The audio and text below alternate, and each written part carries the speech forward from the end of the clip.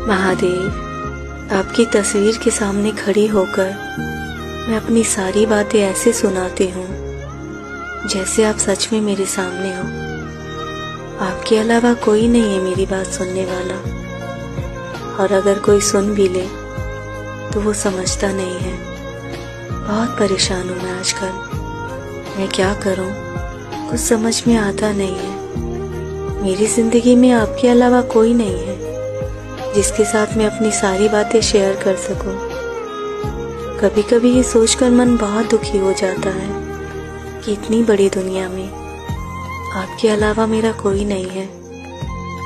बहुत सालों से संभाला आपने मुझे महादेव, लेकिन अब बिखर गई तो कभी संभल नहीं पाऊंगी, और अगर मैं हिम्मत हार गई तो शायद जी नहीं पाऊंगी।